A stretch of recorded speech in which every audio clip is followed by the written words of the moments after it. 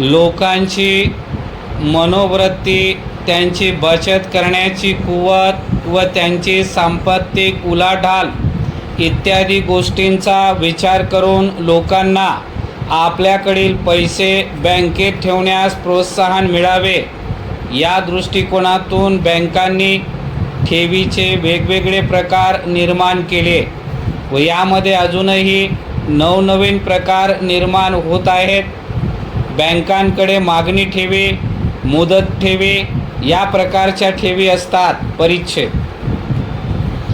ज्यांना रोजच्या रोज रक्कम काढावी लागते अशा लोकांसाठी म्हणजे व्यापारी वर्ग, सार्वजनिक संस्था, कंपन्या व इतर संस्था इत्यादीसाठी या प्रकारच्या खात्याचा जास्त उपयोग होतो व या ठेवीमधून केव्हाही व कितीही रक्कम काढता येते व जमा करता येते. बँकेच्या दृष्टीने हे खाते विशेष फायद्याचे नसल्यामुळे या ठेवीवर व्याज दिले जात नाही.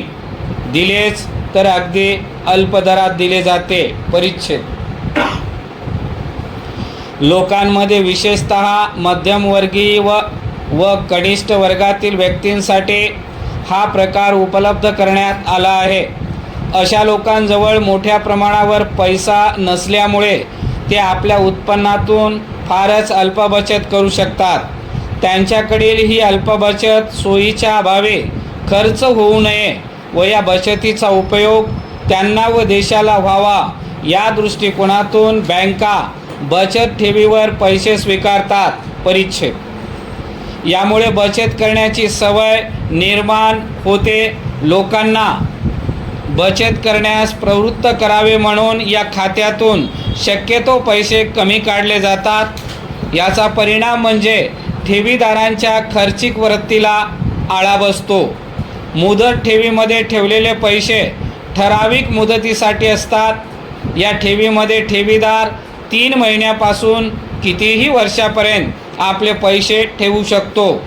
अशी ठेवी ठेवताना ठेवीदारांसाठी ठराविक नमुन्यात अर्ज भरून ठेवीमध्ये ठेवावयाची रक्कम बँकेकडे भरावयाची असते.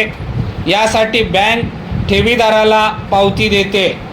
या ठेवीमधील पैसा बँकांना दीर्घ मुदतीच्या कर्जामध्ये गुंतविता येत असल्याने बँका ठेवीदारांना जास्त दराने व्याज देतात.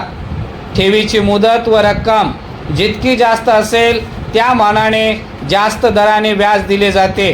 ठेवीची मुदत संपल्याशिवाय ठेवीदाराला या ठेवीतून पैसे परत मिळत नाहीत. परिच्छेद परंतु ठेवीदाराला पैशाची गरज असल्यास या ठेवीच्या तारणावर ठेवीच्या रकमेच्या 80% ते 85% कर्ज मिळते. ठेवीवरील व्याज दर 3 महिन्यांनी दिले जाते. अलीकडे दरमहासुद्धा व्याज दिले जाते. हे व्याज ठेवीदाराच्या चालू खात्याला, बचत खात्याला किंवा आवर्त ठेव खात्याला जमा करण्याची तरतूद असते. परिच्छेद बँकेचे उत्पन्न मिळवण्याचे प्रमुख साधन म्हणजे बँक देत असलेली कर्ज. बँक लोकांकडून ठेवी स्वीकारतात व या ठेवीमधून व या पैशाच्या निर्मितीतून बँक वेगवेगळ्या प्रकारची कर्जे गरजू संस्थांना देते. अशी कर्ज देत असताना बँकांना विचार करावा लागतो.